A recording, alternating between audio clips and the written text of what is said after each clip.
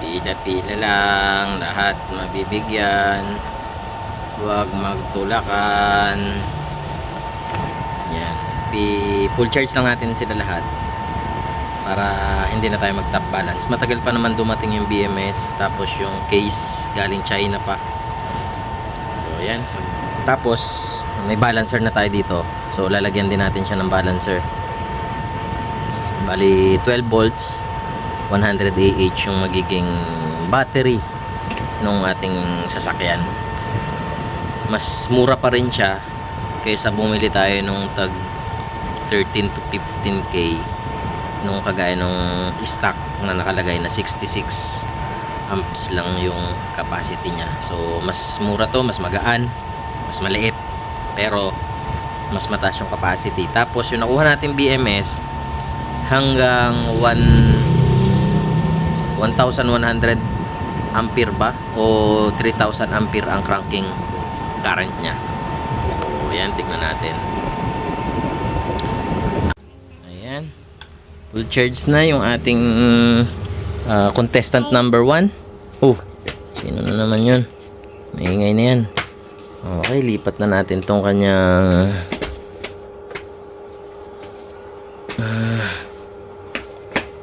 Corona para sa contestant number 2. Okay, layo na natin yan. Ito na ang ating pangalawa sa pila.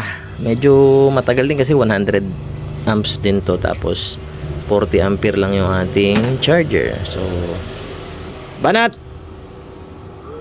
yun, oh. Ano? So yan, back ulit si charger. Ayan. Talagay natin tong ating, hindi accurate itong nakuha natin na ano, voltmeter na maliit. Ayan, 3.49. Dalawa pa. So matapos natin yan hanggang bukas siguro, kasi makulimlim na din eh. So last na natin i-charge yan kung medyo aabot pa siya ng 2 hours bukas na to, para hindi tayo tumagos yung battery natin hanggang umaga yung solar natin kasi makulimlim ngayon. Tapos sa 29 pa ata yung dating nung case. So yun na lang kulang natin. May bus bar na rin naman tayo dito. Sakto. Ay, ayos. Yan, alright. At ito na nga, dumating na yung ating BMS. Unboxing tayo ng ating BMS. Yan, oh. Hindi ko alam kung ano yung tinuturo-turo ko dyan, pero yan na.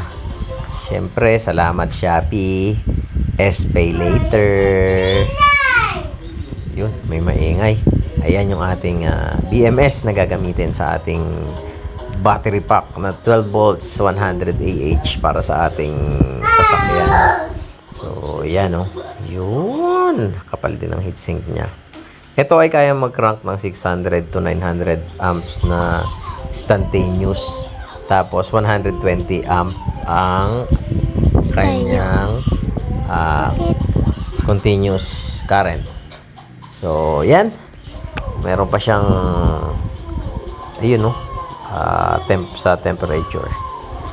Tuloy natin ang pagbuo ng ating battery.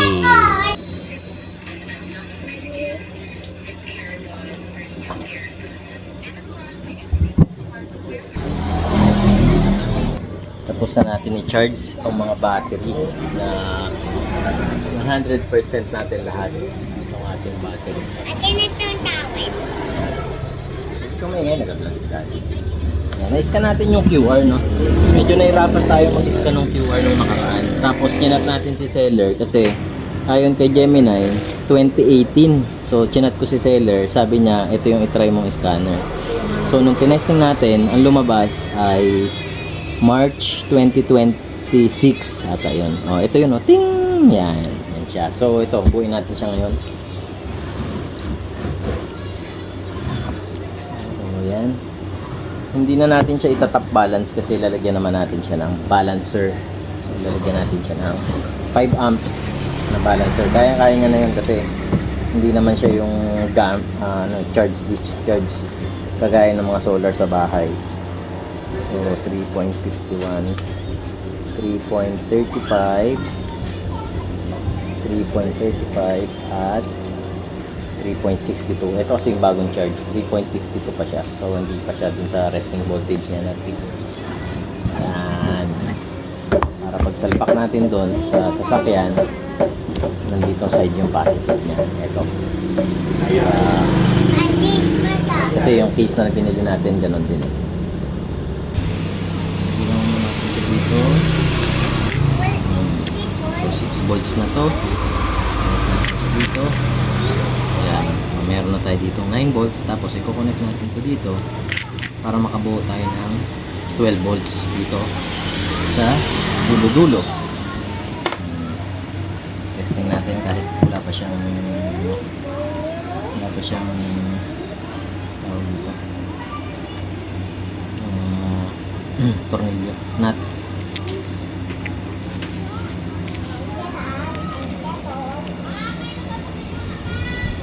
I-take dito para makita. Ayan o, 13.82.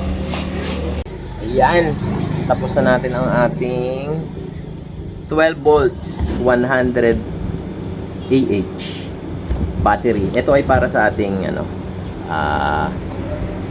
kutsi, kasi dead bat na yung sasakyan. Nakatap lang ngayon dun sa pinagpalitan ng Editol na battery para lang may battery pa din siya. So ayan, hinihintay na lang natin. Ito yung kanyang BMS pala. Ayan, ito ay ayan o, 120 ang continuous nito. Ang ginagamit naman natin sa pangmotor natin ay ito. Ito ay same brand sila. 40 ampere ang continuous nito. Ayan. Yan, 40 amp siya. Ito si Bunso, 40 ampere ito. Ang cranking nito, cranking current nito ay 650 ampere. So, kayang-kaya nito yung mga kargadong motor. Kahit siguro hanggang 600cc, kayang-kaya nito. Yan. O kaya siguro kahit sa 1000cc, kayang-kaya niyang i-crank. Kasi, yung stock ng sasakyan na DIN 66H ay merong 600 current, 600 ampere cranking current yon.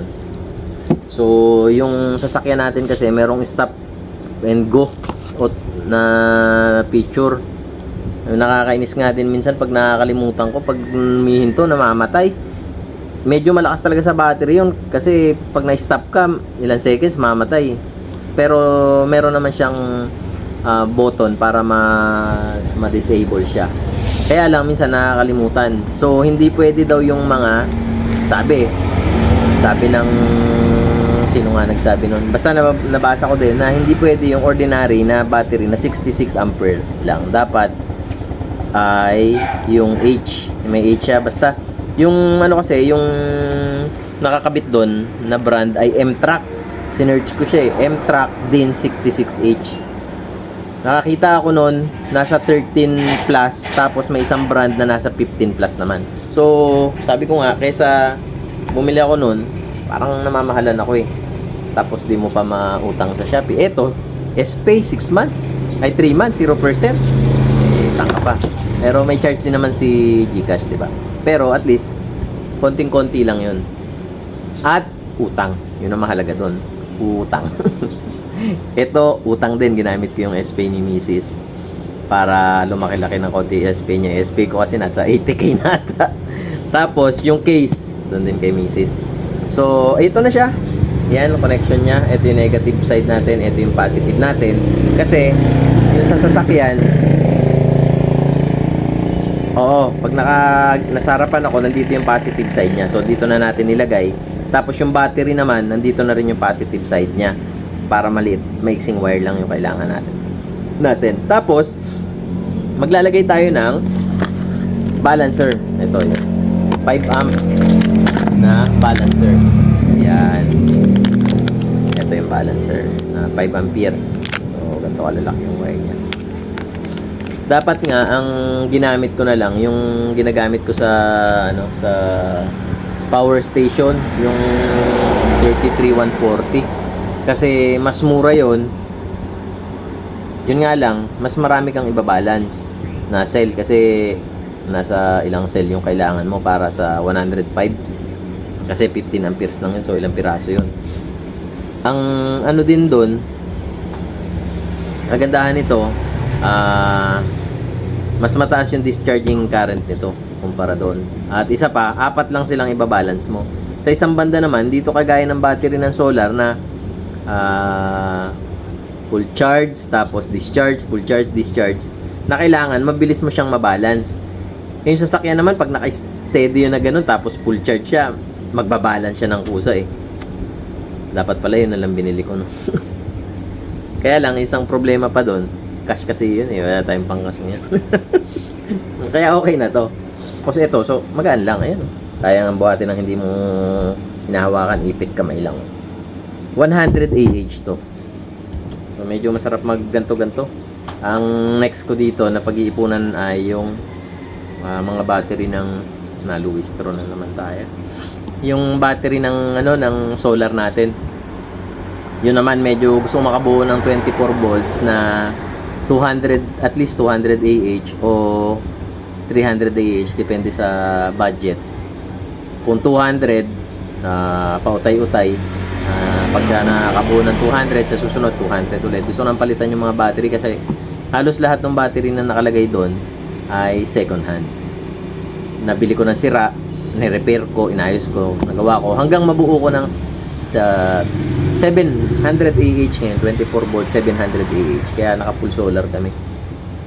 Tapos ang brand new lang doon ay yung binigay ni Father Dan. Nga sumalangit nawa ang kaluluwa ng ating kumparing si paring Father, no? Nakakami si Father Dan. Laging nangangamusta yun. Laging may quotes yun every Sunday. Nagsisend talaga yun. Tapos, hindi yun generic, no? Sisend sa lahat ng kaibigan. May pangalan talaga. Gabs and Ann. Ganon. May pangalan yun dun. Yun, nakakamiss kay Father Dan. So, yun, mamaya. Balikan ko kayo. Dito kami ngayon sa loob ng tindahan. Bakwit kami. Kasi ang lakas ng ulan sa labas. Okay lang malakas ulan. Kaso, yung kidlat, tatalim eh. So, yan nandito na tayo. Pagin natin dito yung ating balancer. Yung BMS natin, meron ito sa ilalim. Anong tawag dyan? Insulator. Itong wala eh. Hubad na hubad eh. Sa lalagyan natin ng fiber, fiber, ito ano naman tawag dito, pero fiber din to eh. Ayan, saktong-sakto. Lalagyan lang natin. Habang tayo ay nagkakape. Nandito sila Derek at saka sila Abby kanina. Sabi nila pupunta daw sila dito, tatambay mamayang gabi. Ewan ko kung makakatambay pa nga ganyan. Talakas mo anak mo. Ayan, nakabit na natin ang balancer. So, yun, may ilaw na siya. Tingnan natin bukas kasi ito ay 3.35, tapos itong dalawa ay 3.5.